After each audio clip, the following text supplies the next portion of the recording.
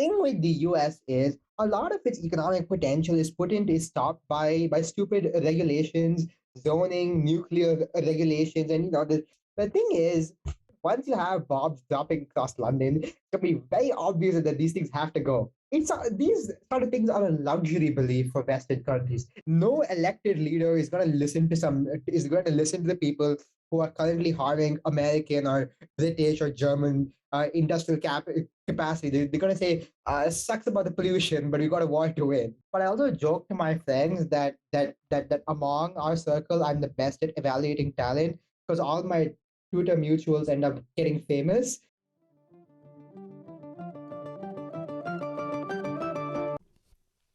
Okay, today I had the pleasure of speaking with Pradyu Prasad about the book Hirohito and the Making of Modern Japan by Herbert P.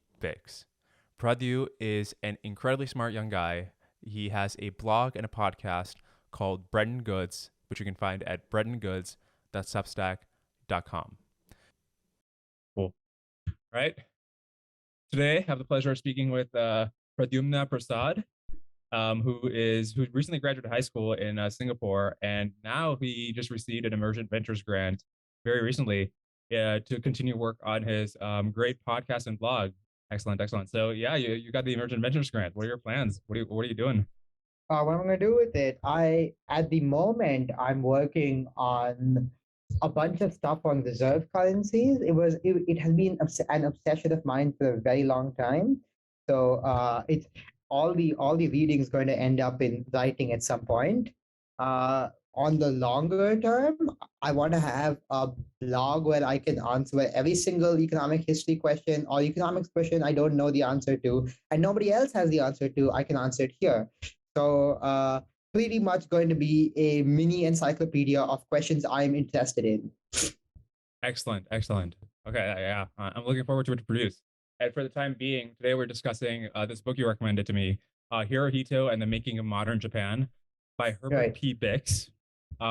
And so just to give a little bit of context, well, actually, let's just say who Hirohito was, right? He was the Japanese emperor.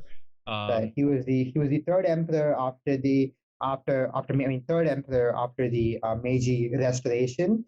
He was the first one to see Japan as an international power. He was the first and last one to handle it as an international power. And yeah, Hirohito was the guy responsible for a lot of stuff that happened in East Asia across the mid 20th century. Right, including, by the way, World War II, right? Right. So he was a Japanese emperor during World War II.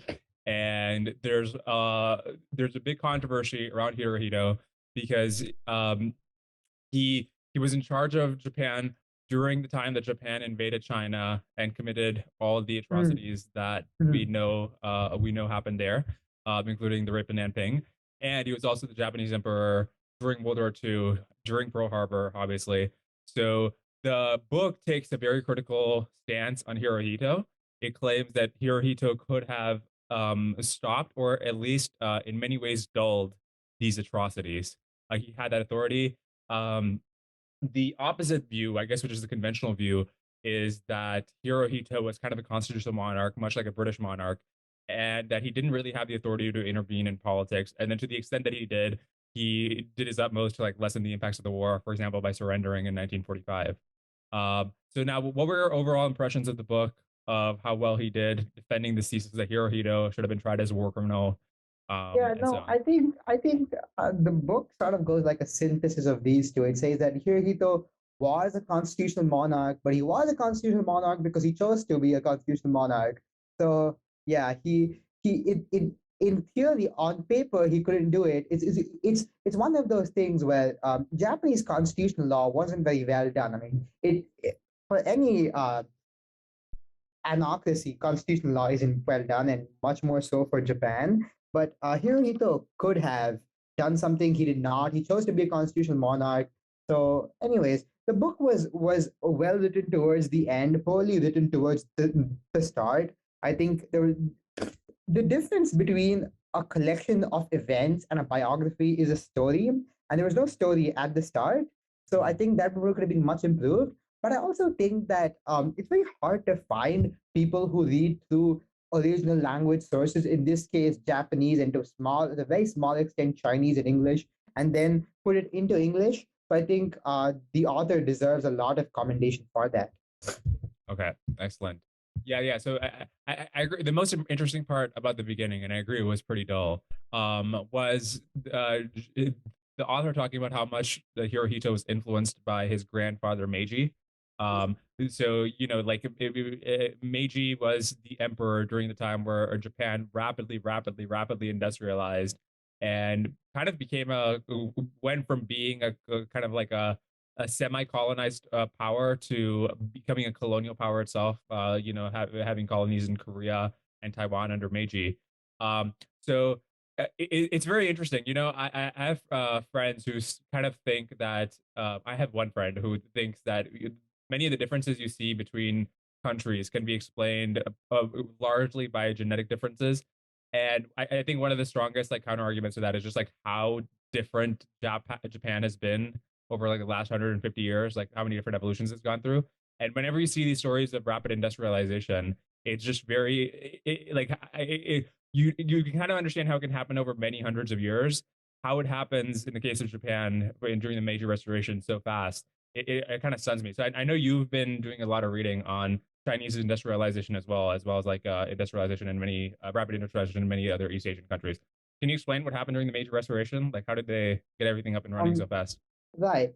So the main difference between the pre-1868 Japan, which was the what's called the Tokugawa shogunate, and the Meiji era, was that Japan had a lot more centralized power. There was one king running the place instead of feudal lords all over. Japan was a lot more open to the rest of the world. There was the death penalty for Japanese who interacted outside of Japan during the Tokugawa shogunate. Very, very brutal in today's words. And Japan basically did what would be called the holy trinity of industrialization. It had open labor markets, government investment, and basically allowed foreign capital to come in. And so you across East Asia and across parts of Africa, like Botswana and to a smaller extent, South Africa and Nigeria, the best way to get rich historically for countries when there are already other rich countries is to take all capital from the rich countries, copy their innovations,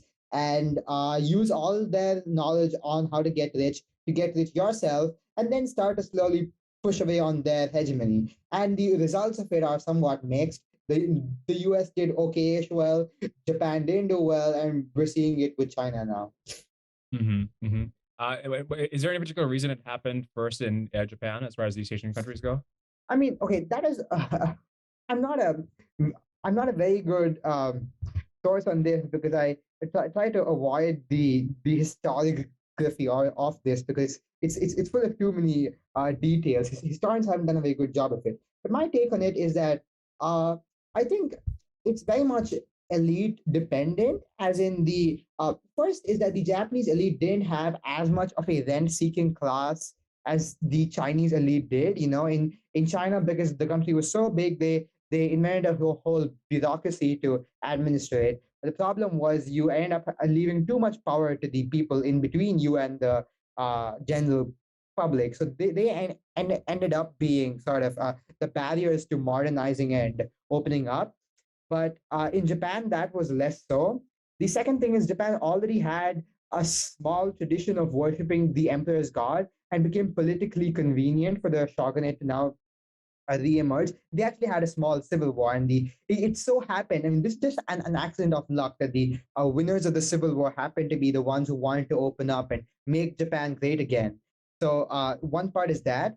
The second thing is being a small island nation really makes you see the realities of life much easier. One explanation for why small countries would have better economic policy than large countries is that if you're a small country, the realities of life are very often more in your face. So when Japanese elites saw the American ships coming, they're like, "Whoops! We can't afford to be irrational anymore about it," and they were forced to modernize. Compare that to a lot of East Asia, where they either could live in their own alternate reality. For example, Indian kings and the Qing dynasty in China. The Japanese were just forced to deal with reality a lot faster. Yeah. That makes a lot of sense.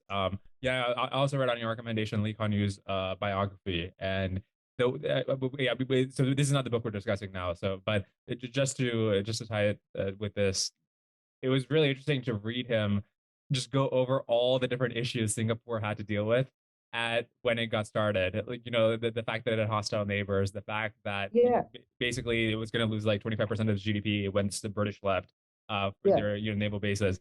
And there's something about the fact that you're just like on an island, open to any sort of open to all the elements, basically, that I guess concentrates the mind. Right, exactly. A very underrated measure of leader competence is how close to reality are you.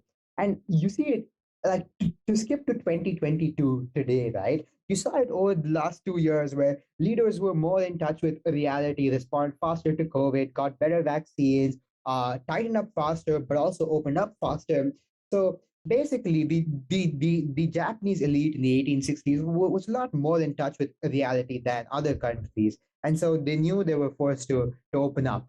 And the next part of it was they opened up, and they opened up quick. They got American industries to come set up in Japan, and they basically, a lot of the history of economic development is also the history of intellectual piracy. It's just had what is euphemistically called forced technology transfers, so they can learn how to make all the cool gadgets that the Americans had. And by around the 1910s and 1920s, they got rich enough to project their power onto the rest of East Asia. By 1905, they fought a war with Russia, and then in 1950, around the same time, they invaded China, and then later they invaded China again.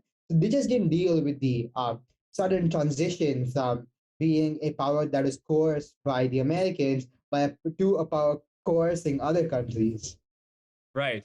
Now, I mean, there's a way you can view this where, I don't know, if you have that kind of transition happen slowly in a country, you can have norms evolve from, I don't know how to put this in a way that's not derogatory, but norms that are very kind of brutish and very much geared towards like traditional norms of war, which is like you destroy the enemy, you pillage and you loot, which might make sense if you can like loot a village, right? But when you're talking about the capacity in modern industrial war and you can do that to like millions of people, that can become extremely brutal.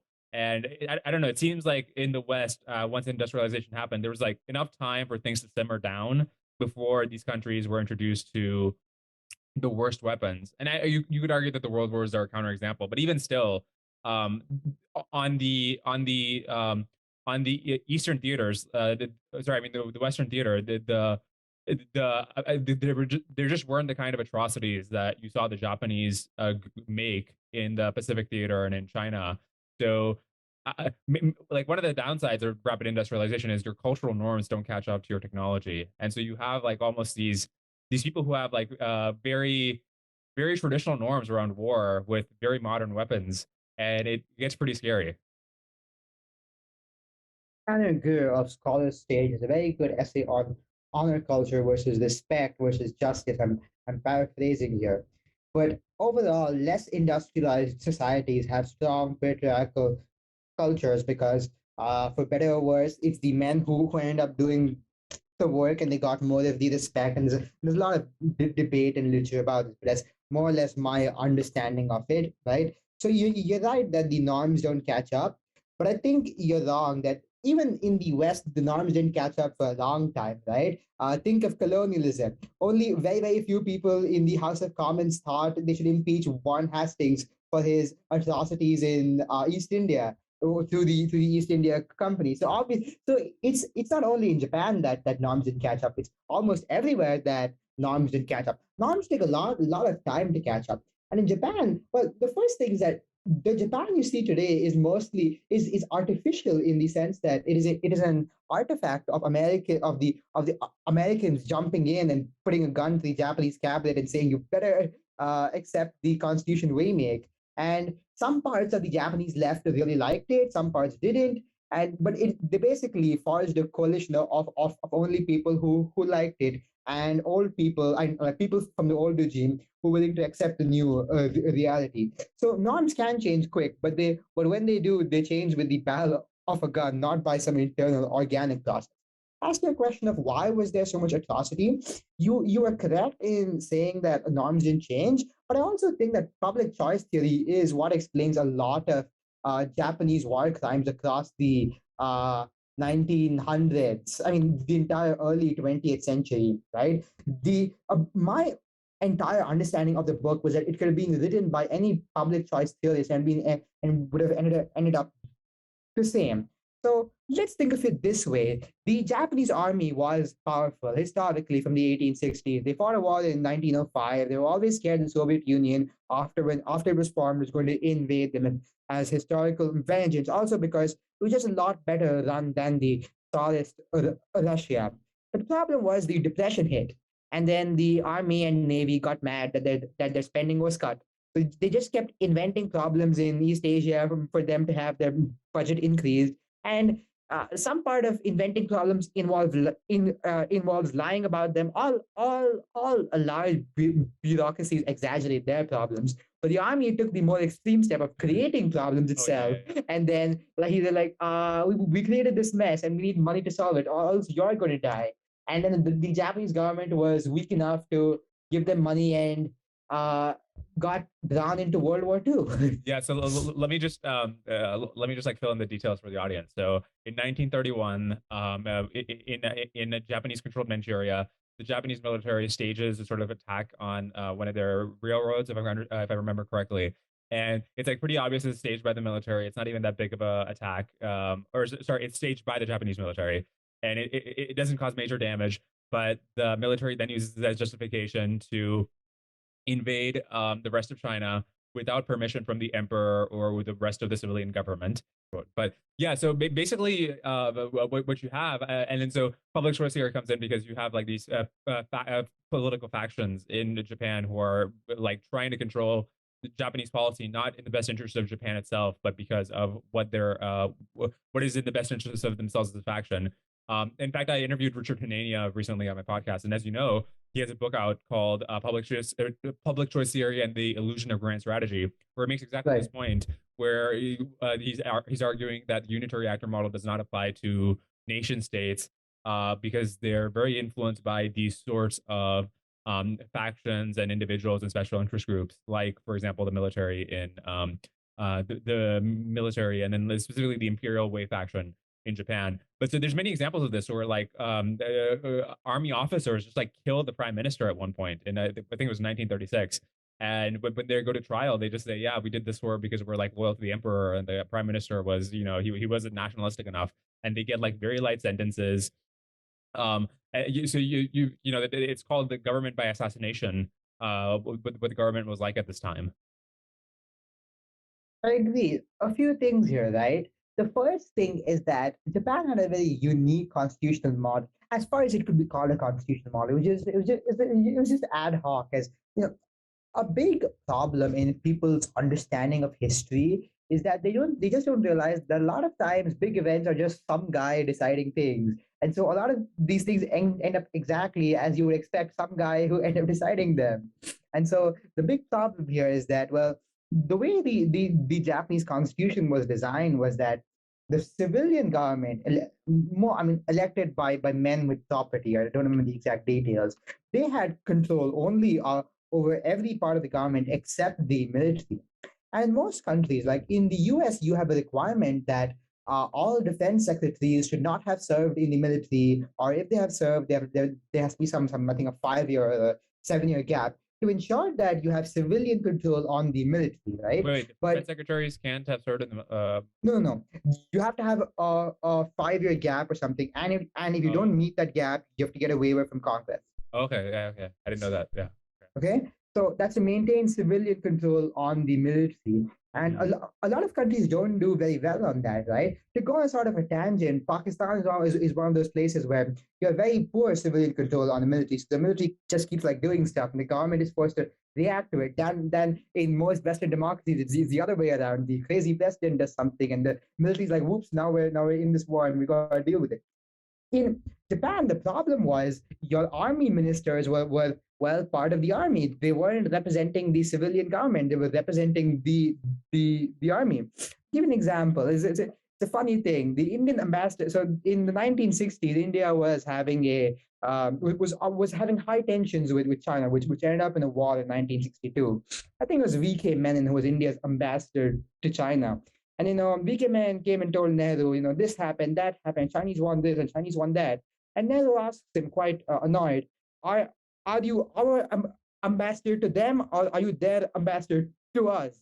And it's the same problem with the army minister being part of the army. Is he representing the civilian government or the army? Nobody knows. And that led to a sort of elite capture of the civilian government by the army.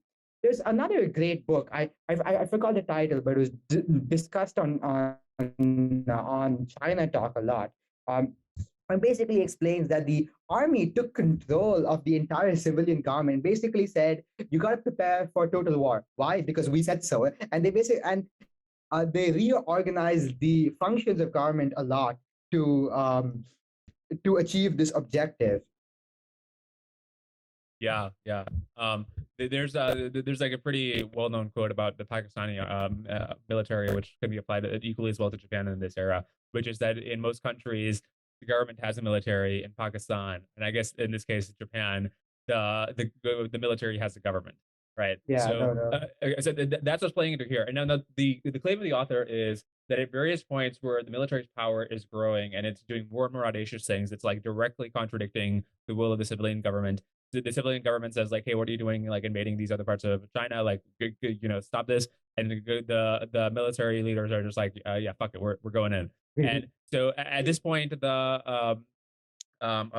Biggs is like, the author, he's like, the emperor, who's because like he has a unique role here where he has such moral authority because the army is claiming to, like, in the U.S., it's not like if there is a sort of like military coup, the government, assuming the president's not in favor of it, the army, military is not going to be like, we're doing this in the name of the president, right?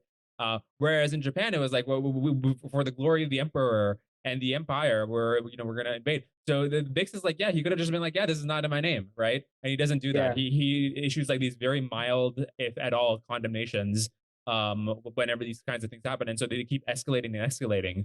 And so yeah. So a few things about that, right? So a lot of it, there's a question in waiting about history is how much of it is contingent on structural forces and how much of it is contingent on actual people. And foreign policy is one of the three places of history where things are contingent on actual people. And one of those actual people was Hirohito. The problem with Hirohito was that even as a child, he was very mild mannered. His tutors describe him as, he wouldn't win any debates. He wasn't a very good public speaker. And the Japanese government and the Japanese state, very different than the Japanese government, was very concerned that the public support for the emperor was going down. So they went to England to learn how England did it. And the problem was that Hirohito was not the right person for this job because the job demanded a little closer to what a modern day politician's job demands. A lot of public opinion formation, a lot of how do I put it, dealing with various factions inside, and lying to a lot of people and keeping them quiet. But Hirohito was just not politically suave enough to do it, and that was the clear problem here was that he didn't understand. Even if he understood, he didn't understand clearly the level of impact he had. And he had this personal Cheems mindset of we should probably link to this. He had this personal Cheems mindset of like, it's not worth it. But then that's what led to his downfall in the end. To what extent was Hirohito responsible for this? My answer is it depends on your definition of responsible. Could he have stopped it? Probably. Could he have lessened it? Definitely. Could he have led to have it have a less stupid direction of the war, right? One of my biggest beliefs is that the entirety of Japanese military strategy across the World War was completely stupid. They were shooting themselves in the head. I'm gonna go on a rant here if that's fine with you. Yeah, please do. Okay, so basically, Japan was really, really scared of a war with the Soviet Union for obvious reasons. They're their largest neighbor, and they were and they were getting richer and richer under Lenin and Stalin because transformations from agriculture to industry has made every single country rich. Okay, the problem was Japan was smaller with lesser people, and obviously they would have lesser ammunition and military power during a war. So Japanese war planning said, okay, we're going to plan for a war with the Soviet Union. Naturally, if you're going to plan for a war with the Soviet Union, you should plan for a war with the Soviet Union. You should not plan for a war with China or with the Philippines or with America or with Malaya, right? But what they did in the 1930s was they said, oh, we have this, and public choice problems forced them into entering China. And so, the Japanese army wanted to be relevant, the Japanese Navy wanted to be relevant. They just kept like nudging, provoking the Chinese into attacking them. So what the original plan was, we will use our assets in Manchuria to fight the Soviet Union, and we need Korea, and we need Manchuria because to protect our assets in Korea. A sort of a early 20th century version of domino theory. And then they did that. So sorry, just to interrupt for the audience. Manchuria is this region in China and like the northeast. That's yeah, like in the northeast of China. Yeah, that borders Korea. Like borders resources that Japan needed. Yep. Yeah, it's very rich in iron and minerals and so on. And the original plan was that they would use their resources in Manchuria for doing it. Now, why did they want to use their resources in Manchuria in general? The answer is that Japanese military planners saw this. The model they built their government was the entire thing, including trade policy and everything, was Imperial Germany. The problem was Imperial Germany lost World War One, so they did this entire sort of like self-reflection period. Why did they lose World War One? The answer was Imperial Germany really never had the resources to win World War One. They were blockaded by the British and so on, right? So their answer was, we're going to get Manchuria and we're going to use it so that any future wars we don't lose it. Finally, if you don't want to lose any future wars, a good way of not losing wars is to not get into ones you can't win. And so, but they didn't do that. They just walked into Japan. That was mistake number one. The problem with walking into China in the 1930s, I said Japan earlier, my bad. Yeah. Problem with walking into China in the 1930s is that it's a war that pisses off a lot of people, right? So Hirohito, Maker of modern Japan, mentions it. The Americans were quite outraged by it because it was the what would be called the neutral China principle. All colonial powers would be completely fair in using Chinese resources for their own industrialization. A very morally poor thing to say, but that's how morality was back then. Right? Whatever, okay. And so the point was, this pissed off the Americans and the British and the French and that it's useful to have powerful friends, especially when your end goal is world domination, right? So they did that, and then the problem is you can't really. China doesn't have much oil. Japan doesn't have much oil, and all that oil was imported from the U.S. All the atrocities in China led to very bad publicity in the US, American public opinion on China, especially because the answer historically for governments has been don't piss off the church too much. And Japanese governments didn't know about that because, well, they were their version of the church. But the Japanese atrocities in East China led to American missionaries in China going to America and reporting it to the American public. The American public got very outraged by it. So by the 1930s, you had this sort of like mini movement among the more religious people saying we should not have American resources involved in the Japanese pillage of China. And so there was a lot of domestic pressure on the American end trying to stop them. So mistake number two was pissing off the Americans, right? The problem with pissing off the Americans almost all the time is that almost all of Japanese oil imports came from America, right? Saudi Arabia wasn't a thing back then. So all of Japanese oil imports came from America. It's like 97% or something like that. Yeah, almost all, like literally. in the high 90s, and it's not like wanted to make synthetic oil, but that didn't work very well. The history of oil, of like countries thinking they can make their own oil, is kind of funny, because Deng Xiaoping, almost like 30 for 40 years after this thing, told his cabinet that China would finance its industrialization because it had some oil plants, and it kind of didn't work out because it takes a lot of resources to make oil, which China didn't have, and Japan didn't have it at that point in time. So anyways, that aside, aside, you basically had mistake number two was pissing off the US. And so Hirohito, to what extent was the emperor responsible for this? I don't Here's where I will put my structural hat on, and tell you that Hirohito was not prepared to deal with these challenges. The first thing was, no country had ever dealt with total war before in East Asia, right? Wars used to happen in East Asia, obviously, but they were sort of like the European wars before World War One. You send a few people to fight, and you fight around, if you lose, well, it sucks. But you never mobilize your entire economy. The very new type of war, which Hirohito wasn't didn't know of. You could model it, but the guy wasn't kind of smart. He wasn't the sharpest tool in the shed. So he really wasn't prepared to model this sort of war. Huh. I mean, but wasn't the Taiping Rebellion like one of the deadliest things in history or something like that? But You yeah, can say it's like a civil but war, but it's a civil war, but the difference between a conventional war and a civil war is that in a conventional war, the Taiping rebellion didn't have much organization. It was just people going and killing each other. There was no ammunition factory that said this month we're going to make X thousand guns because the soldiers need to fight it. Compare that to World War II, where you had the prices, you had a bunch of lots of economic planning in the US, very successfully managed to say we have to make these many guns and these many bombs to fight the Germans and Japanese, right? But that sort of thing was very underdeveloped.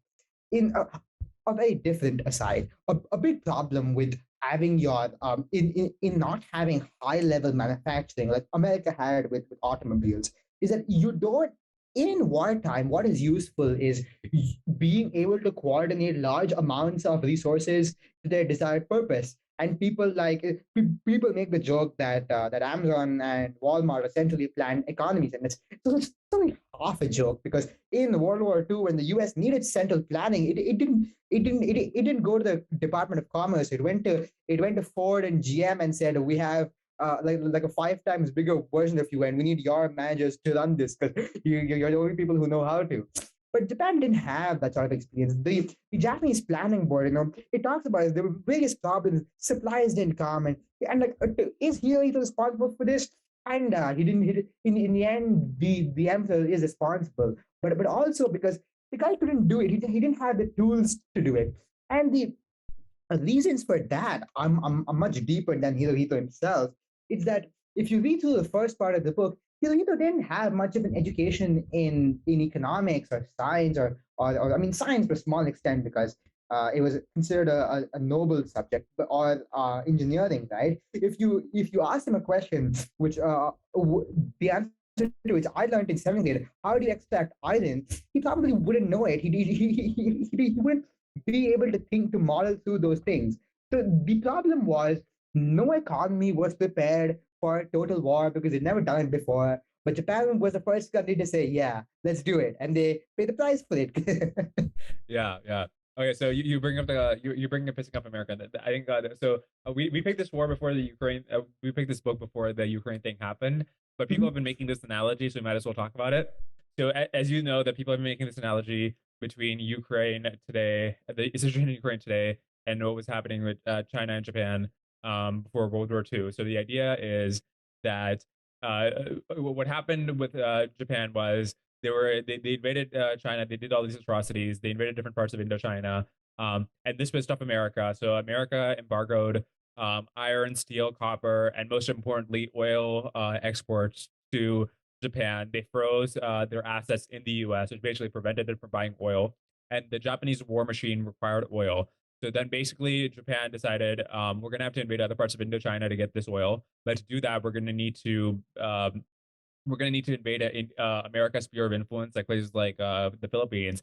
And to do that, we're probably going to first need to disable America's ability to wage war in the Pacific. And to do that, we're going to add a bomber harbor. So the analogy goes that what we're doing with Russia is similar in the sense that we're, just as Japan invaded China and we responded, the U.S. responded back then. Russia has invaded Ukraine, and we're responding very strongly with sanctions now. And maybe Russia feels like it's going to become backed up in a corner, and therefore it decides to launch like a conventional attack against, I don't know, NATO headquarters in Europe or something. And from there, you have an all-out war. So, what do you think of they'd this? be What do you think of this analogy? Do you think it's valid or yeah, applicable?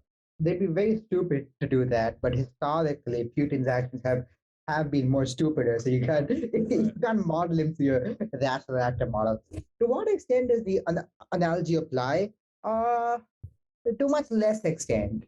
The first thing is Russia can okay. Actually, it does apply, but in a different way. Russia is dependent on the Western world in not in terms of oil. They have a lot of that themselves, but in terms of things like dentist shops in Russia have shut down because the crowns and bridges and the sort of stuff you need to do to make fillings are made in Germany and the US. They're very dependent on these sort of like highly specialized small scale things, and you can't find that outside outside the West. So yeah, are they going to have another war? I doubt. Are they going to escalate it? Base rate says very low. I'm going to go with slightly higher than the base rate, very low with small possibility. So does the analogy apply? Probably not. Japan was a militant country in the sense that the you don't see the level of elite capture you had in Japan today in Russia, right? It just didn't exist back then. Exist as it is now. So that's your first problem. The second problem is Russia wants Ukraine, and it knows through historical experience, right? Putin was your KGB lieutenant colonel. He knows that what are the costs of a protracted level of military tension with the US?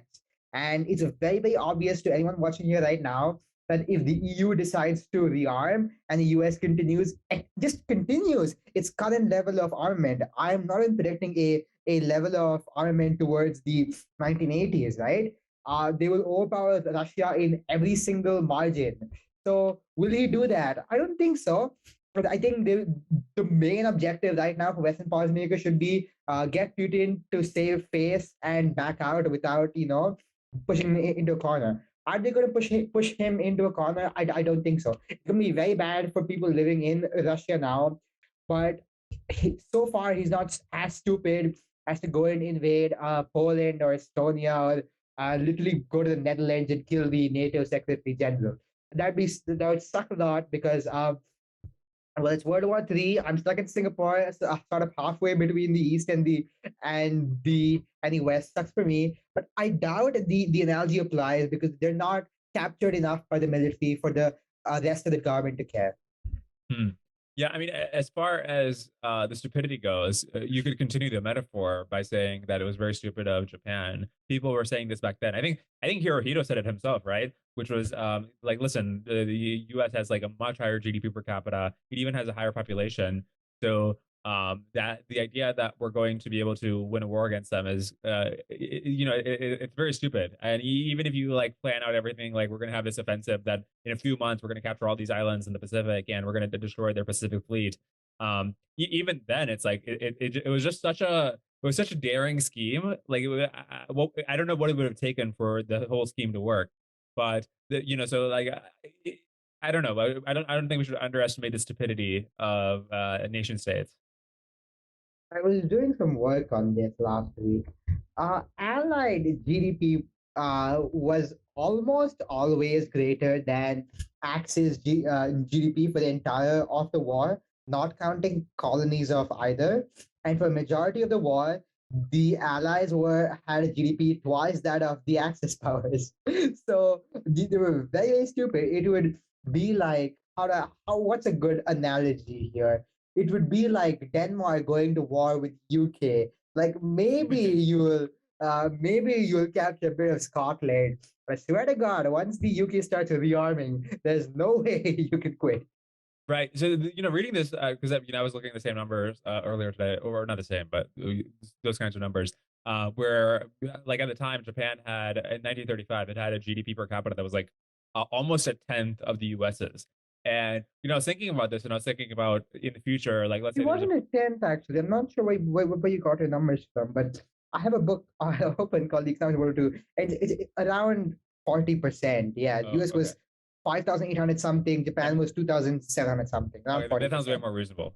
Yeah, Yeah. okay, that makes sense. But and then it also had a bigger population, right? So it's a bigger total Yeah, GDP. yeah. Um, It's a GP that and matters here. yeah. So I was thinking about this, like with the potential that in the future that if there's a conflict between the U.S. and China, like the analogy is like, oh, we have a bigger current military, like we spend way more on the military now than China does.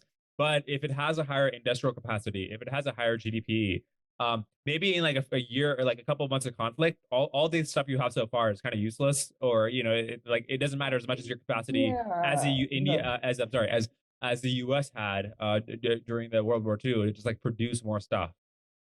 Yeah, no, I agree. So, to what extent would like that? I think the first thing is that in a short-term conflict, you would have the U.S. outmatch China in like every single thing, right? Not because of the U.S., but it's U.S. plus EU. And thing is, it's so if you told somebody in 1922 that 100 years later the EU is like what we call Europe today is disarmed, they would laugh at you. This is historically not the norm for European countries to not spend illogical amounts of their economy on defense, right? It's because like they fight a lot, and now they're fighting a lot again. So it's a conflict prone continent. So basically, I find that very like the moment you attack the US, you're also more or less attacking with or without NATO a lot of countries dependent on the US. So a lot of those countries, so in a short-term conflict, you would obviously be depending on only American defense because the only power ready to wage war in like 15 minutes time. But in a 15-month span, you would uh, no other grouping of countries can match what the West has now, just because the West is technologically superior. So maybe in the time span of like 6 months to 12 months, you'd see a lot of Chinese advances, but in the time span of 12 months plus, it would be very quick for the West to rearm and, because the West has a sense of complacency about wars. All the wars that they fought in the Middle East, very far away, right? So it's uh the moment it starts hitting you, right? The moment you have bombs flying on your head, you're like, it becomes a lot more real to people. So there's no question that you would have a similar scenario. Uh, UK plus EU, so US plus EU GDP is like 31 trillion, and China plus Russia GDP is like 40 trillion, maybe. I don't know. I'm just ballparking numbers here. But China plus Russia GDP is like maybe 30 trillion. I can guarantee you this 40 trillion is a lot more productive than this 30 trillion because a lot of it is just, you know, for all the chaos that the American economy goes through, the chaos makes it more productive. So you have a lot less ghost cities and a lot less corruption on this end of the new Cold War. Yeah. I guess one concern is, I don't know how true this is. I just shared from like the zeitgeist is the idea that we don't have the industrial capacity that we used to. So the GDP is higher, but it's the industrial capacity we've shipped elsewhere. I don't know how true that is. I think that industrial capacity is overrated. Please, it's 2022. First thing being, right, a lot of initial war is going to be very high tech. You got to have underwater drones and like What is an so, underwater drone? yeah, it's exactly what it sounds like. It's an autonomous vehicle that's underwater. It's like you take a drone that can swim. Okay. Yeah, It's yeah. exactly what it sounds like, right? You have drones and you have a lot of satellite target, like the satellites targeted for you, and then you bomb them using the satellite imagery, right? Initially in the war, human intelligence is going to be very important. And now there've been some pretty embarrassing parts for the US on this. Like in 2015, there was a the Chinese hack of the DHS employee database, which is very embarrassing because yeah, and then a lot of CIA assets in China mysteriously disappeared in the years after that. So sucks. But I also think that the industrial capacity argument goes like this. America's outsourced manufacturing to China. If you have a war with China, they're not going to sell to us, and they won't be able to do it. And my answer is this sort of like the story where the two guys running and there's a bear and only one guy has to outrun the other. The first thing is the nice part of being the largest consumer for your largest trading partner is if you cut your taps off, it will hurt you a little. But it's going to hurt them a lot. Where they're going to get the resources to start to re-industrialize again, right? The Chinese state-run economy is not known for its efficiency. Okay. The second thing is, if the West needs to, they can absolutely always rearm very, very quickly. It will be painful, right? Your software engineers who spend maybe 40% of their time working will be forced to work in some stupid factory that makes javelins, but regardless of the annoyance of it will happen. Okay.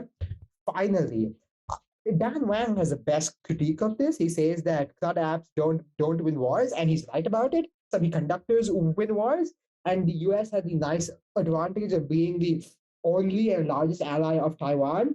And thing with the US is a lot of its economic potential is stopped by stupid regulations, zoning, nuclear regulations, and there's, there's a whole Twitter universe dedicated to exposing them. I'm not going to spend time on those. The thing is, once you have bombs dropping across London, it's gonna be very obvious that these things have to go. So these sort of things are a luxury belief for Western countries. They can believe in it because, yeah, sucks these guys couldn't get a house in New York, but it's not materially harming us in a way that it's obvious to us now. I want to start becoming obvious. No elected leader is going to listen to the people who are currently harming American or British or German industrial capacity. They're going to say, sucks about the pollution, but we got a war to win. So it's going to rearm very, very quick. And one of the reasons I'm very optimistic about the future is that we have a lot of spare capacity left like this because of stupid rules. And well, once we start removing those stupid rules, you just rocket take off, and I'm being animated because it is going to be very animated like that. People fundamentally underrate the benefit of like a liberal-ish democracy, which that you can change very quick and not blow up while doing it. A good historical example is that America had a lot of mess ups early in World War II, right? So during the phony war was this kind of like lull in the 1939 or 40, can't remember, in Europe, where they were started fighting, but they started war, and it was sort of like a stalemate. This was called the phony war for that reason. And the Congress didn't want America to get involved in it because they were isolationists, and there's good reasons, right? And FDR wanted to. But once it became clear that American interests in Britain were going to be harmed by it, even the most isolationist Congress members changed their mind because of overwhelming public support. So it is going to happen. And the thing is, people just um, they're right to assume that the US doesn't have industrial capacity, but they're wrong to assume that it will never have industrial capacity. Mm-hmm. Yeah, I hope you're right. I hope you're right. I know I'm right. That's okay. Huh? I know I'm right. That's okay. So you brought up earlier that we look at the failures of American military and Western military in the Middle East, but we weren't as seriously invested because it didn't directly threaten us. I mean, speaking of the Middle East, you like our occupation in Japan. Like Japan was a country with 100 million people. It had a very serious and very very very propaganda, just a supremely convinced public that was like supremely hardcore about the ideology of the imperial way and stuff like that. And this public, it didn't take that much at all for the Western the Western occupation to be able to put in a liberal democratic constitution and basically just like turn around the entire trajectory of the country. And Okay, whereas if you no, look at countries that are way weaker, like Afghanistan has like 1,000th of the GDP of America or something like that, and we can't occupy it, right? So like, what was it about Japan or about our military at the time that made it such a successful occupation? You could say, of course, one major factor is that we had Hirohito, was somebody they viewed in such a almost as a deity. We had him basically surrendering and cooperating, and that counts for a lot. Um, but and no, no. Okay, that wait, also wait. explains why he wasn't tried as a war criminal afterwards. But Yeah, yeah, yeah. But is there anything else? Like, why no. was the occupation in Japan so successful? Okay, I thought a lot about this. There's a great book on this called "Embracing Defeat," which you should read because it's about the exact thing. It's about Japan after World War II and how the Americans did it. So why was Japan a lot more successful than Afghanistan? The first thing is stability is sort of like Lindy, you know. Once you have stability under the relative stability again under the imperial government, they just change the people at the top. Okay, you can't really compare it to Afghanistan because there was chaos before, chaos after. You aren't solving the root problems of chaos, which is like you have ethnic tensions. In Japan, the thing was there was a lot of stability. People were really tired of the war after when Hirohito had his surrender address, the concern among the imperial household was that there would be protests ahead of the outside the palace. The problem was, I mean, and like that was the most in their view that was the optimal end that people would be angry with them that they were at the end of the war. Thing was there were no protests. A few people were happy because the war ended. A few people were sad that they lost, but the Japanese public in general had a very, very difficult war. Fun fact, Japanese GDP per capita in 1937 was only achieved back again in 1952. So you can imagine how bad the Japanese public had it. So in some sense, they were much I don't know if that's a happier under fun the fact. Americans. I mean, it's It's an not a interesting fun fact. It's an interesting fact. yeah. It's quite a sad one. And when the war was ending, right, we had large scale looting of Japanese military supplies because they knew food would be scarce for the next few months or so. And so you had army colonels and majors just stealing food. It was completely lawless for a few months till the American military police came and sort of calmed things down. The the American army in Japan was successful because even the Japanese government was like, yeah, we're gonna get done with this. We're gonna get back to making Japan great again. And that was the most important thing. That also very interesting, not fun, but interesting. MacArthur spoke no Japanese. MacArthur, I don't think he addressed the Japanese public ever. Okay, that's very rare. If you're an occupying force, they worked through the mechanisms of the previous Japanese government. So also interesting. A lot of Japanese. So I think I made this joke on Twitter a while ago. Average Japanese political family. Our grandfather was a war criminal, not executed because Hirohito asked MacArthur not to. Father was finance minister in the 80s.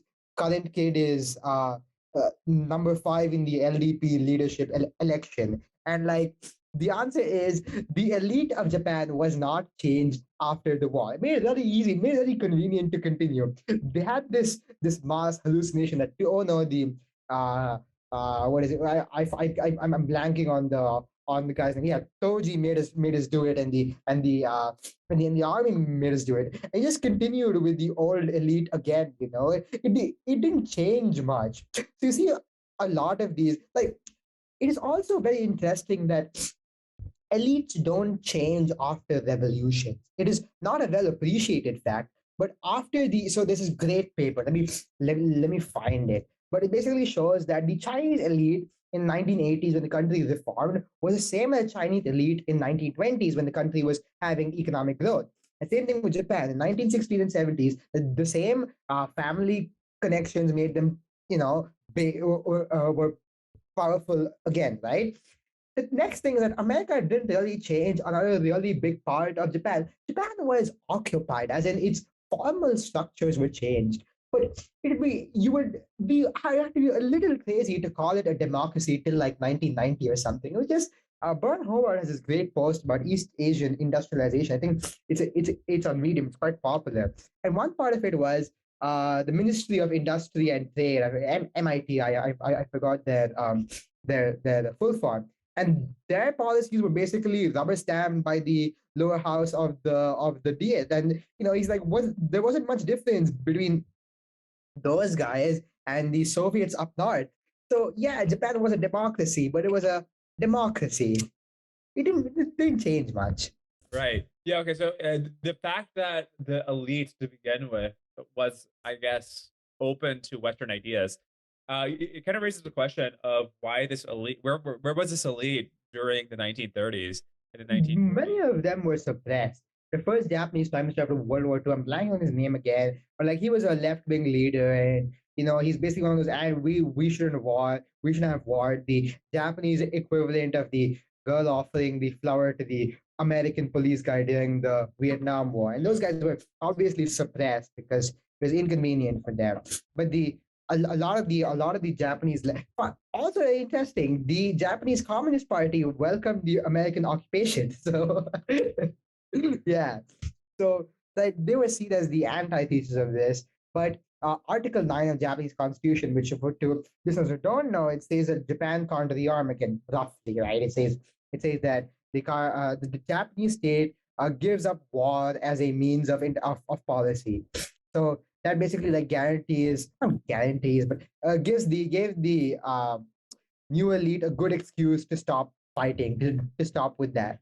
But the problem is, where were those people? The ideology is fake. It's just what helped them to get them into power. So now it's, if pacifism helped them get into power, I guarantee you Hideki Toji would have become Mother Teresa. That's not the real problem. I don't think many of them really believed in what they did, given that they all switched like 6 months later after 1945. It's very hard to make the case they were ideologues. They were just opportunists. Yeah. Yeah. I'm not sure about that. Maybe this is specific to those elites. Uh, but if you look at like the actual soldier class, Right. there you cannot question that you had like just Right. ridiculous levels of devotion. That's true.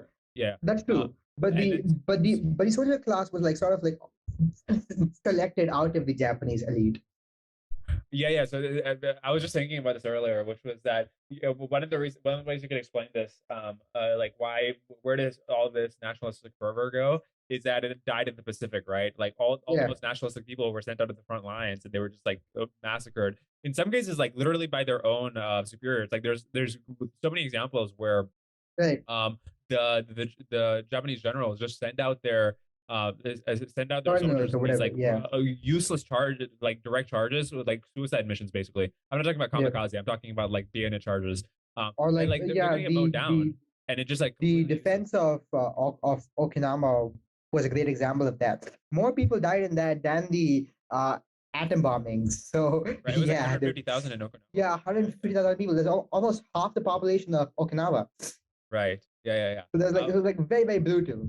There's a great quote that what was his name? The guy, one of those like famous one of those legends that he was the guy in one of these Pacific islands, and he was a Japanese soldier, and he didn't realize that Japan had surrendered, and it was like Right. 2 decades later, and he's still like The killing like random civilians because he doesn't know that Japan has surrendered, and they right. like drop down leaflets and then like newspapers to like show him that, oh, Japan today, this is what it looks like, we've surrendered, and he Yeah. still wouldn't believe it. And so Yeah, eventually they got him back to Japan, and like later on he wrote a book about it, and he's like, the reason I didn't believe Japan could have surrendered is that the motto at the time was that 100 million souls will die for the empire. And so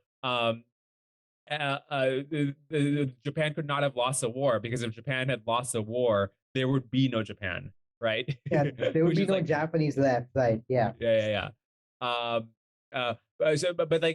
then why do you think the elites were cynical? Do you think like the elites are generally more cynical when it comes to ideology Yeah. than the average I person? mean, yeah, it's all like self-selects for that, because to get the top, you gotta lie, and you gotta move around, and you gotta be within the things of the day, and yeah. So that's pretty much the main point, which is that the elites knew that they couldn't remilitarize again. It's kind of pointless to remilitarize again. To fight who? And so they just basically decided not to do it. But like the last 10 minutes is more or less speculation from my part because I have not read into the elite mechanics of Japan before and after World War II to a good level of detail. Right. So like my kind of prior on elites is not that they're not ideological. I do agree that often their ideology is cynical, but like, well, if you look at like elites in America, for example, like I think many of them are like genuinely very well, like put in all the stuff you can put in the bucket of left wing, right? But like they genuinely believe those things, right? Like in ways that are even But it counterproductive to them. no, but it never gets passed, right? Even they don't pass it. Like even if you there's probably like one senator who believes that you should nationalize the oil companies, but they never introduce it onto it. They never make the arguments for it. They never. I mean, like there are people who are ideologically left wing. They'll just never stay elected for too long. They'll just the thing is the competitive nature, I mean to whatever extent it's competitive, of American democracy forces you to temper your views, and the only way to get ahead is to do what the public broadly defined wants. So yeah. Yeah. Okay. So to bring it back to Hirohito, one thing that I found like very interesting, very confusing, is how this guy got so much fucking adoration. Because physically he was not so imposing. Interpersonally, he was not that charismatic, from what it seems. Like he just wasn't that communicative. He wasn't like his grandfather Meiji. There's a actually funny picture of him on the internet where you can see him next to MacArthur, the general that was in charge of occupying Japan after the war. And like MacArthur is like 2 feet taller than him. Like he looks like a midget in comparison to MacArthur. Like And so Hirohito, yeah. yeah, so The like thing is I like don't understand like how are all of these like super right wing militaristic guys, and the entire nation really like that they're willing to like die for the empire. One of the things that like really made him not like him was not like Hirohito was when the book is talking about how these Japanese soldiers are, like the last few years of the war, that they knew that Japan was going to lose. The reason that these Japanese soldiers are dying is so that the idea is instead of an unconditional surrender, we'll try to like we'll try to show the West that we can we can basically sustain we can basically sustain this kind of war for a long time, even if we're going to lose. And so, if you want to avoid this, we won't do an unconditional surrender. And the purpose of that was one of the purposes of that was so that to make sure that in the conditional surrender rather, that Hirohito is not tried as a war criminal. Like that's one of the things that these like these millions of what was it more than a how many 1.5 million no 3 million Japanese died, but 1.5 million of Japanese died in the last year of the war. yeah. um and a lot of them died so that the emperor wouldn't be tried as a war criminal, right? Yeah. Like I don't know the idea that he could have stopped the war earlier, or at least potentially could have stopped the war earlier, and he Yeah. didn't, and these people are Why just was it dying for him in his name. so I didn't. yeah, the people who aren't dying in his name. There's this great I don't know. You should read the other book, which is Japan. So let me find it. Japan prepares for the book is titled Japan prepares for total war. Okay, the thing is nobody thought the emperor was God. They thought he was godlike, but it sounded like he was like a. It's easier to imagine for Hindus, I guess. He was a godlike figure. He's not God, and they sort of saw him as their moral leader, right? The first thing is that they were dying. They went into war because the army paid a lot of money. It was a lot better than being in declining Japanese firms at the time. Commodity price was pretty low, so they didn't have much of a thing. They didn't have much of things to do otherwise. Also interesting. The first public health system in Japan was encouraged by the military because they would saw all their conscripts being so undernourished and ill that they're like, oh, we can't solve this on a military level. We have to have a systemic response to this. Okay. The second thing is really that why did they die for the emperor? A lot of them believed it, and so they died for it. Why did they believe it for such an unconvincing persona? Because he was not a politician. He was his persona, his stature derived from the fact that he was the descendant of the gods. So it's not a charisma thing. In authoritarian systems, people don't derive their power from the consent of the governed. They derive it from something else. In this case, something else was I'm the descendant of the sun goddess. Mm-hmm. Yeah. Although, doesn't that contradict what you said earlier, where you said the Where soldiers didn't believe that he was like a literal deity or the? yeah. No. He didn't believe. Okay, see, there's a godlike figure and there's a god. So the sun goddess, her name starts with A. I forgot it. She's the god, but he's a godlike figure. Right. So No, yeah, but, yeah. So no, I mean I understand that. I guess it kind of feels like semantics to me, but no, like it wouldn't be semantics. Right? I mean, if it was semantics, they shouldn't have been happy about the surrender. uh, but many of them weren't, right? No, but a large portion of the Japanese public was just meh. Okay, fine, move on now. Which there is okay. So let me put you in like very economics terms. There's a reservation price they have for a god, and there's a reservation price they have for the godlike figure. And for the godlike figure, the reservation price was pretty low. It was 2 years of starvation, which for a god, 2 years. I mean, look at the like they weren't prepared to fight the Americans for very long. If Hirohito was a real god figure, they would have been prepared to fight him for fight the Americans and British for much longer. Yeah. Okay. I guess my original point is that because they believed him to be a godlike figure, Yeah, they made many sacrifices for him as a person, as an individual person, yeah, correct. separate and apart from the sacrifices they made for Japan as a nation. But he was inseparable from Japan as the nation, right? Right. Oh, I mean, which is another thing you can critique, though, right? But Yeah, yeah, too. yeah. Yeah, yeah. So I see. to make it clearer, it would be like they were prepared to make the initial sacrifices first because it was convenient for them to make it. They'd have the Japanese economy was really really bad across the 30s, right? And the second thing was it was sort of like a how do I put it? So sort of like a not signaling, but like quasi signaling thing. That I'm willing to fight for the emperor. But when the fighting got bad, like wait, the emperor's not worth that much. It's okay. All right. Yeah. So let's continue talking about what happened after the war. So you probably know much more about the post-war economy in Japan than I do. I actually know close to nothing about it, except for there is Mansur Olsen very famously explained why Japan and Germany had growth rates that were so high after the war and were able to catch up relatively fast. Is his claim? I mean, bringing back public choice theory, his claim was all these factions that accumulate in democracies were abolished in the war, and so they basically got a fresh start without all this accumulated grudge. And because of that, they had extremely high growth rates. And as you know, in the 1980s, there were fears like Japan's economy would like overtake America's. And in fact, if they didn't have a population collapse, who knows what would happen. But Yeah, more or less correct. All the intergroups were destroyed, and so they could. I mean, actually, all the intergroups weren't destroyed. They were just replaced with better ones. Their intergroups are bad, but they're good intergroups and bad intergroups. And it's sort of like the new intergroups in Japan were the bureaucrats who ran the trade industry. I know a little about it. It's not too much, but there are a few big things here, right? One of the problems the Americans saw in Japan was that, well, there were too many. The biggest interest group was these zaibatsus, the Japanese conglomerates that like the war because it gave demand for their goods. They tried to break them up. Okay, and here's where the intersection between that and the new Japanese industrial policy comes.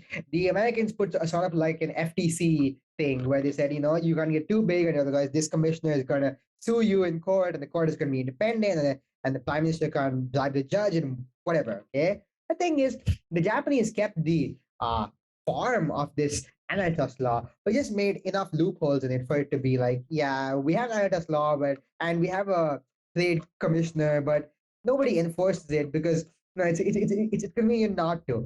And then so the Japanese economy changed. They sort of used these previous zaibatsus. They reformed themselves into kiritsus, which is probably just a more financialized version of a zaibatsu. And then they so for listeners who don't know, a zaibatsu was just this huge conglomerate that emerged in Japan over the 1900s that was one of the biggest one of the entities that benefited the most from the war because they were mining and industrial ones, and wars require a lot of mining and industry, so they made a lot of money. And the Americans tried to break up the Zaibatsus, but like almost all the Zaibatsus still exist today in the form of Kiritsus. And the Kiritsu guys get really mad when you ask them about it because they don't want to be associated with the rape of Nanking. They want to be associated with nice Toyota cars. Okay, so that's the thing that the Japanese post-war economy was very much influenced by the fact that the Americans were semi-incompetent at breaking down the zaibatsu. They just re-emerged again. Standard economic growth theory tells you when you have a lot of broken buildings, it's very easy to repair them back to where you got. So that's where a lot of the initial growth came from.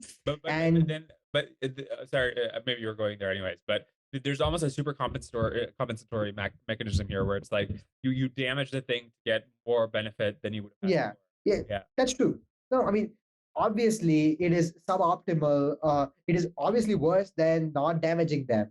But once you damage them, like it's not like Bastiat's broken windows thing, right? If you break the windows, it increases consumption. And Bastiat's like, but it increases consumption here, but they're going to spend the money on something else, and those guys are hurt. I'm like, yeah, that's true. And same thing over here.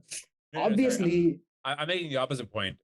then Where that the damage, counterfactually speaking, in the long term, the damage actually causes a benefit in the long term because you're getting rid of these special interest groups that would have tempered growth for a long time. yeah, probably, but I mean, yes, but also no, because special interest groups in Japan didn't really disappear. I mean, yes, in the sense that the bad ones went and slightly better ones came up, which is true, but that should not be your main explanation because a lot of Japanese growth in the 50s, which was just catch up. They're rebuilding their broken buildings and the bombed cities and burned houses. So partly true is my Snopes fact check rating. No. And the other thing is like uh Japanese industrial policy was very much a feature of the war. Without the war, you wouldn't have had this level of government control of the economy, which led to a higher level of how do I put it? A higher level of planning. I don't think planning is the right word. It's too many connotations of but basically they got export driven growth because of this, because of they had lots of social capital between the planners and the company executives, and it's really easy for them to say, okay, I'll give you a few billion yen. You're going to use this to sell cars in the US. But in 3 years, if your cars don't sell well enough, you're going to shut down and merge with your rival who will be more successful. So that was one of the drivers of Japanese growth. Right? That's one of the reasons why the Kritsus and the industrial policy systems existed. So that's one of the parts of growth after the war. And also having trade with America just makes you better off for the obvious reason that Americans are rich and they buy a lot of your stuff. Right. Yes. All right. Yeah. Okay. This was a very interesting. This was extremely interesting. And then yeah, I'm really glad we did this. I hope we do this with more books because this was actually like a very good way to. Yeah. And you happen to know a lot of the tangential topics, so this is very useful. Super fun for me I don't know if too. you feel. Is there anything else we're talking about with regards to Japan and Hirohito or? No, nothing else. I'm probably hitting some edge of my knowledge in like one more question. So let's not go there.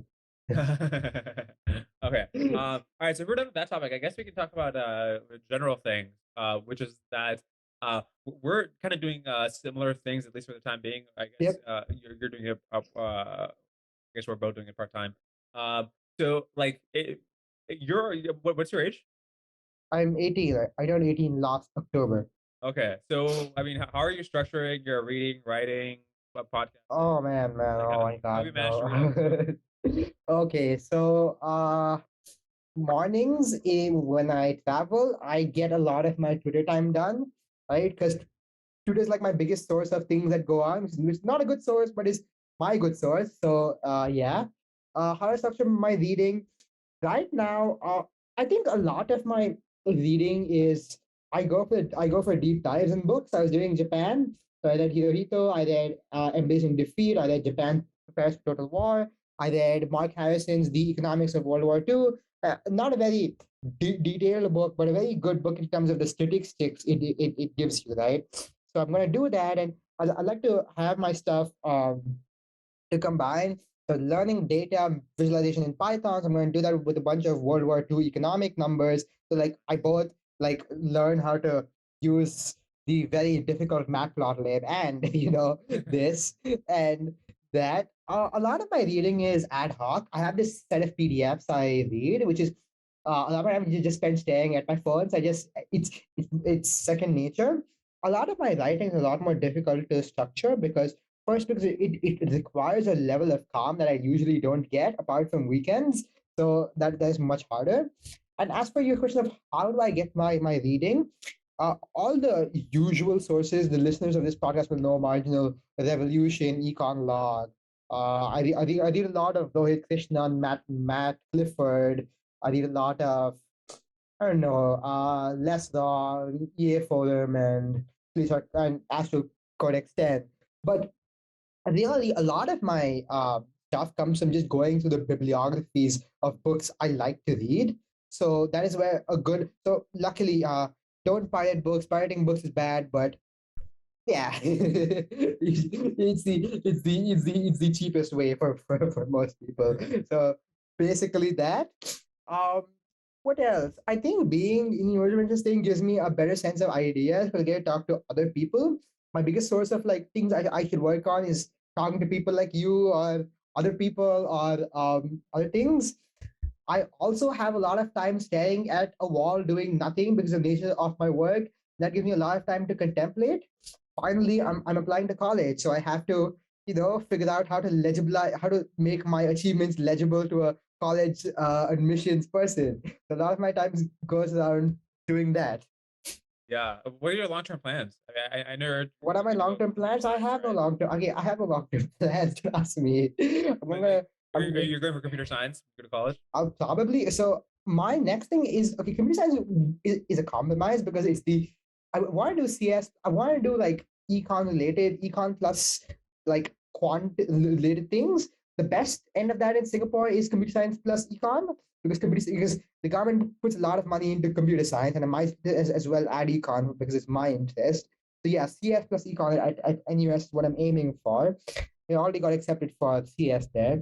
I'll be applying to the UK with my because okay, let me tell you one thing. The For all that I like to criticize America, the British are infinitely worse. So British college courses haven't changed since like 1970 something. In America, you can pick and choose your major. In Singapore, you can get a lesser extent. But in Britain, you've had the same courses since 1620, I guess. And the big problem is no course there. I'm looking for LSE math and econ if I can get in and I find a pot of money somewhere. Have you not already with the Emergent Ventures grant? Or It's like yeah. yeah, the budget college in the UK it costs like 200,000 Singapore dollars. I regrettably my wallet's in my pocket. I don't have 200,000 Singapore dollars there. For American listeners, that's like 180,000 USD or something on that range. But honestly, I would not be surprised if you were somehow able to, if you managed to somehow pull off like sponsorships and grants, Yeah. enough to like sustain yourself. So if I was like more into it, I would do macro econ and make my newsletter paid. It's kind of obvious. Like even like $500 a month makes my life super easy. So Right. yeah, but that would be like if and when I finish my current how do I put it self-imposed military time. Yeah. And by the way, what is the topic you're reading about now? I'm doing a bunch of, I mean, I'm not reading about this. I knew about it before, but I'm writing about the US dollar reserve system, like a primer. I tweeted about it yesterday. It's like, why do countries hold US dollar reserves? And the answer is They hold US dollar reserves because central banks like the US dollar reserve for insurance reasons. Like, wait, why do central banks need US dollars for insurance? The answer is the US dollar is the main currency used in trade. So it is really, really important to have it in case your currency depreciates too much or appreciates too much, and you can sell it and get USD. The other reason is that the number one source of financial crises for developing countries in last few decades has been we need dollars to pay our dollar debts. We don't have enough dollars, so we're broke. And central banks keep it for that very specific insurance reason of uh, financial crises. And next comes the question: well, why can't the renminbi or the like what's normally called the yuan replace this? The answer is nobody use it for trade. Nobody use it for trade because you can't use it outside China, the capital controls. So like, wait, till China takes out its capital controls, we can't do it? Yeah, pretty much. Next question comes, why can't we use Bitcoin? The answer is you would be very crazy to structure international trade with Bitcoin. It's too volatile. Sorry, next month your price doubles and your income doubles and their cost doubles. So it's never going to happen. And most importantly, Bitcoin is a risk asset. You can't use it as insurance. When your Nasdaq falls 10%, Bitcoin falls 25%. The US dollar falls like 1.5% or even goes up. So you can't really do that. That's like my current writing. But as of 20th March, it's going to change as and when I find interesting things to write about. Now, I have a question for you. What is one good thing I should be doing, but I'm not doing? I don't know what you're doing, so I'm not sure. I told you what I'm doing. I'm just writing about it now. Okay. That's all I'm doing. The answer to that question is probably something I should be doing as well. It sounds like you have been on the side, like just doing some computer science from what I've talked to you separately about. So yeah, if you're doing that anyways, yeah, that's fine. One thing that I haven't done enough, but like when I have done it, it's been like super useful and like is just that if I just randomly network with people over Twitter or something, if I just like just send them a Calendly link or something, and you just like learn, oh, this person is like way more is just like way more connected than I thought he was. Yeah. Like he's just super interesting. That has led to some really really cool things. Super fun, yeah. I average, not including this, like one Zoom call a week with like friends, and weeks where I'm free, I make it like 5 or 7. It's very, very fun. More people should do it. It's my cheat code to life. Yeah. And what is one thing I should be doing that I'm not doing? I think you should scale this up very much. What is your estimate of your impact via podcast versus writing? Roughly zero both ways. By impact, do you mean the audience or? Yeah, I mean like how much, like vaguely defined, how do you think your podcast gives you more impact or your writing? I mean, I think they're both like zero impact. As far as like impact as in, I don't know, like improving the world in some way. No, I mean, but impact on you, like a very crude approximation is views. But for time spent, like how much I'm learning and so on, I think writing probably I'm learning more than I'm doing learning podcasting. Although I think it depends on the guest. So what did you mean when you said scale it up a way more? Okay, what would a self-sustaining Lunar Society podcast look like? Self-sustaining meaning like you could work on this full time without any outside capital. It would have to be way more regular, and it would have to be way more broadly appealing. Yeah, that sucks because broadly appealing stuff is almost always dumbed down. So I mean, like nobody can do broadly appealing. So yeah. My friend, I don't know. Just recently discussing this, like Lex Friedman's podcast. Yeah. Like he's clearly a very smart guy, but at least in his whatever his research area is, like he must be right, or at least I'm told so. But but yeah, you can clearly see that to reach his million subscribers or whatever. And this is not to just like this is not just to take copium by the spoonful, but there is a little but I mean, by definition, to appeal to the majority of the population, you have to appeal to midwits, right? By definition, what a midwit is. And there are exceptions to this, right? Like, for example, there's Conversations with Tyler, which actually does appeal to a lot of people, and it's not midwitted. That's right. But he started off with a lot of social capital, so you can't compare that. No, that's true. That's true.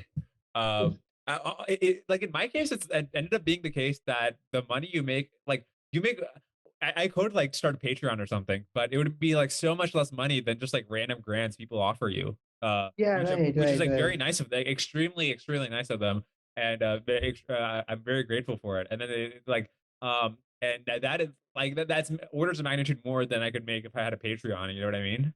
Yeah, no, no, I agree. I think like an easier way of this is I'm gonna plug in my friend Krish Kupchan here, who has this very cool thing called I don't know if you heard, it's called a learning public offering, where you tell people I'm gonna learn about this, and, 6 months later I will teach you everything you need to know about this, and I'll have Zoom call with you. I'll give you an NFT or whatever your preferred model is, and you basically say you pay me enough money to cover some part of my expenses now, and we can, and 6 months later I'll teach you everything you need to know. And if you're popular enough, you would probably do that. It's like open source should work like this. It doesn't, but it's sort of like a model of how these things should work. And another easier way is to have it's much easier if you do only econ like I do, where I can just have an econ newsletter focusing on normie things like where will interest rates go next month and what does that mean for stocks, and have a better newsletter doing things I like to do. So very I know how to put it. The other thing, like more people, my emerging is an application. Like the thing that I felt most strongly about, more people should do company level analyses. So because one, it pays, and two, because it's underrated by econs and overrated by stock people. And I consider you're very much in more econ than stock person. So yeah, I think is very very useful to sort of like commercialize it, dumb it down, cross subsidize your intellectual pursuits by the commercial part. Yes, yes. Yeah, yeah. Uh, I, the thing is, I don't think I want to do the intellectual pursuits thing as a main thing for my career. So it's not, and I don't need like a lot of money. I don't. It's not like I'm you know I need to make the rent this month or something. So I, I think it would just make more sense for me to like not worry that much about monetization of this kind of stuff, and then just make my money as a software engineer or like whatever else I decide to do. Right. Um, True. yeah. So, but there's a separate question about uh like having because it, I think the much harder question is like, how do you actually be a good public intellectual? Right, public intellectual is like a kind of cringe word to use, but you know what I mean, right? Like, how do you Yeah. actually produce content that's original and interesting, especially when you're Public young like us, where you don't have that much life experience or just general knowledge about the world. Um, public intellectual is cringe, but thought leader is worse. yeah, Militant whoever uses that. yeah, You the first thing is if you do a bad job, you'll come to know pretty obviously. Like every time I post my mind's bad, it gets like low engagement. People are like, yeah, it's man. I'm like, oh, that sucks. But you come to know that obviously. The second thing is to uh have a circle of competence and be good at it. So you can be I have a friend who's friend with a guy who's the ex you know who's Zoltan Postwar, do you? who? He's a former New York Fed guy who works at, I don't know, Credit Suisse or Deutsche Bank now, where he knows every single thing about Fed plumbing. So how do excess reserve get transported? Where how do Treasury bond sales happen, etc., etc. He knows every single thing about that. And if you want to be a good public intellectual, public or whatever your placement for that word is, Yeah, be very, very good at one thing and draw on your credibility from there. It's not very hard. If you're coding, it is very easy to demonstrate your competence at something. Just, build something cool and people are like, oh, this is really interesting. Give a proof of work. But if you are writing or speaking, it is much harder. It is obviously an open problem. But I mean, a podcast is like one way of demonstrating you're good at it, because people whom other people respect say, oh, I like talking to you for 1 hour, we should do this again. I'm like, oh, super cool. But the other, like, you have to basically somehow build a proof of work and show it to people. My answer to that is do econ stuff people like, and at some point of time, if possible, monetize it, which only works if your thing is commercially oriented. So I can't do a history of the gold standard. That sucks.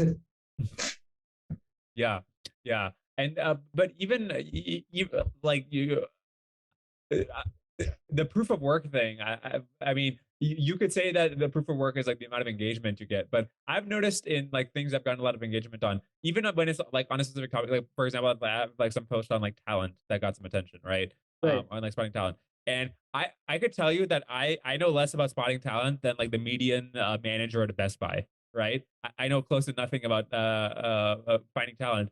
And you can have blog posts that get attention. I'm not saying that like they got viral and anything, but they did get like one of them was on Marginal Revolution. Um, Right.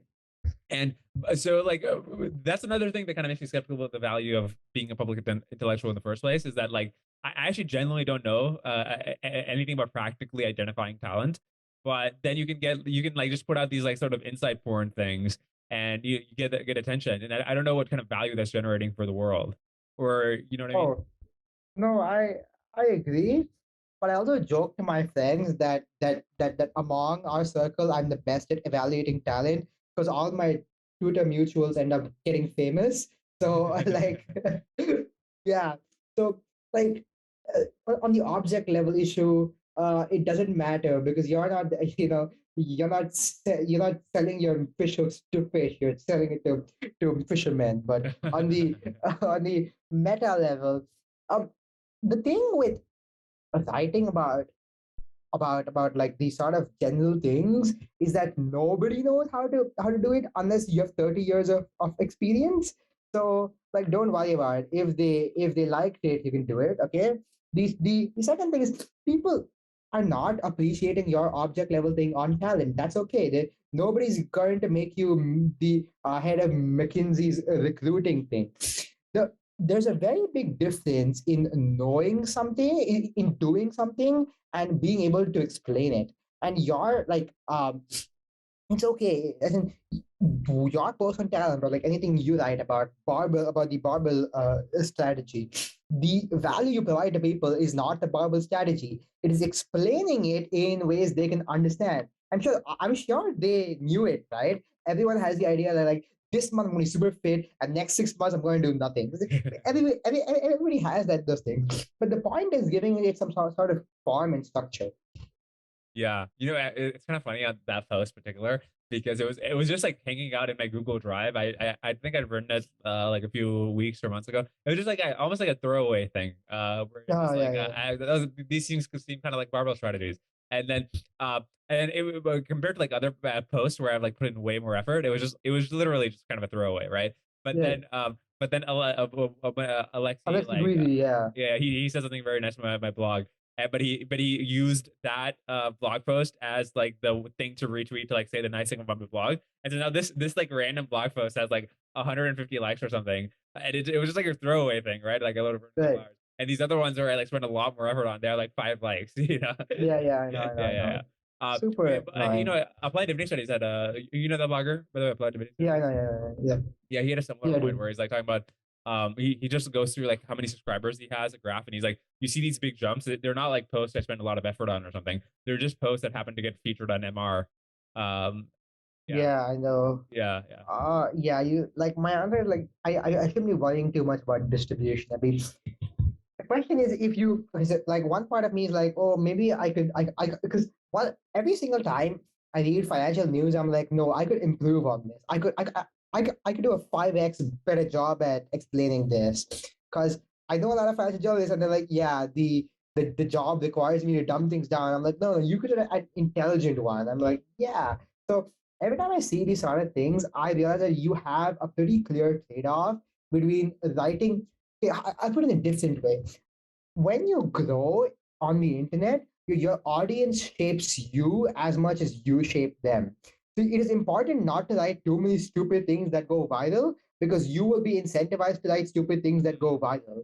You have to play that meta game of not writing stupid viral things. And so like I refuse sometimes to write about popular things because I don't want to I don't want it to go viral. It is a liability than an asset because it's gonna be stupid, and I'm gonna be known as the guy who did this, which is like people say I'm wrong about because they say, any attention is good attention or something like that. But I'm like, no, you gotta be known for the right thing. So I don't know how to deal with that. I deal with it with not with forcing myself to not put stupid things that go viral. I mean, your viral strategy post wasn't stupid things that went viral, but I know that you can let stupid things that go viral. Don't do it. I've done it myself. Yeah. So Yeah. Or they didn't go viral exactly, but they were stupid. They ended up being a little more popular than my more thoughtful things. Um, yeah. so what is your long-term plan as far as like the intellectual stuff goes? Like, are you planning on keeping up the blog and podcast? Or... I am. Yes, yes, Yeah, yes. At least for the next 2 years, at least till August 2023, yeah. I'll keep doing this. And then it's like I'll be in college then, and it depends on the amount of free time I have. And I'll probably keep it because it's my only way of socializing with people. So yeah, it better stay. Yeah. Yeah. So you have like a surprising amount of leeway in like I guess in my experience in like at least US college, it's just like if you want to spend like 60 hours a week on your college work, you can. If you want to spend 20 hours, you can. And the difference is not going to be or maybe it is Massive, like yeah. maybe a smaller gradient, but there's ways to compress the amount of time you have to spend in college so you can work on the other stuff. Yeah, that's true. I don't know. I want to go to the UK for the fact that one, you have pretty short terms, you have a lot more free time. And two, I find it very humiliating to describe my entire life story to get into college. I'm sorry, please just ask me why I want to do math and let me in. Right? No. They're asking you to be cynical, and when they ask those like vague questions about like, oh well, yeah, to tell us about what led you to this point in life, where are you applying here, and what is your life story? It's like, what? But the honest answer is you have a lot of you have a strong credential, and I want that strong credential, right? But The answer is obviously I you want like me to money. lie, so here we go. Yeah. Here's like when Yeah, I I was know. born, yeah. Dad says I like money, and you're my nicest positive part to getting that, but Right. nobody likes that, and so I don't like the selection effect of selecting for people who can lie well. It's not gonna end up well. Yeah. Yeah. Yeah. So like on a moral level, I refuse to engage in it. Well, did you not apply? Like, what did you do for those kinds of questions? Uh I'm going to apply this September, so I'll find out. Yeah. Yeah. Yeah. But I mean, also like I optimized my life in high school for doing things I like. I was a guy who was in lunch and sitting in a corner with 6 books, and I read 6 books a week. So I wish I'd done that because like in middle school, like my mom was convinced I needed to become an Eagle Scout or like become a Boy Scout in order to like yeah, I know. for some reason become I'm better. like And I pretty much fed off all those concerns. Like, no, I can't play a tabla. I can't play the piano. I've horrible motor skills. Please, no, no, no. Just being incompetent at everything else is a good advantage in keeping your time. right, yeah, no, I because like what you ended up doing in high school, I ended up doing in college. So if I had to, basically you had like a 3 or 4 year. I'm 21, you're 18, so 3 year advantage on me in terms of this stuff, right? Um, Yeah. which I wish I'd just done earlier. Um, uh, No, that's okay. You have a lot of time, a lot more if longevity works. yes, let's hope for that. Yeah, I'm not sure if I'm supposed to be taking some kind of drug right now, like metformin or something. Yeah, I Yeah, thinking of that, but it's like kind of awkward to justify to a pharmacist. They're like, this is a controlled drug. I'm like, yeah, I know. Like, do you have diabetes? Not exactly. What do you want it? Why do they set in time that he takes it? And it just, you know. yeah, yeah, yeah. So that's okay. My answer is just run a lot and do weights and eat healthy and whatever. Right, which I think I'm doing to at least Yeah. some sort of reasonable extent. Um, yeah, dude, Pradyu, this was really interesting and fun. I mean, Me too. if there's uh, I'll keep a track on your Twitter and see what you're reading, and if there, another title comes up that I find interesting, Yeah. maybe we can do this again. Oh yeah, definitely. I'd love to do it. Yep. Awesome, man. All Thanks a right. lot for your time. See you. See you. Bye. Yeah. Oh, hey, hold up. Sorry. Before we go, just to plug your stuff again. So you're on Twitter, your handle, and obviously this will be in the description. Yeah, And, it's at Pradyu Prasad. okay, and then with the P, both P's capital. I mean, it doesn't matter Oh, it really. doesn't. Okay, I didn't know that. And then the bread and goods. That's with 2 T's. .substack.com. And the same name for the bread and goods Podcast, right? Yeah. Yep. and you've had some pretty notable guests on, right? So Matt Clifford, Bern Hobart, Yeah. others. Definitely worth checking out. Highly recommend. Thank you so much. Yep. Awesome, man. Yeah, thanks for your time. Thank you, bye. Hey, I hope you enjoyed that episode. If you did, and you want to help support the podcast, the most helpful thing you can do is share it on social media and with your friends. Other than that, please make sure to like and subscribe, and click here for more content like this. Huge thanks to my co-founder Grayson Rouger for producing the show. I'll see you next time. Peace.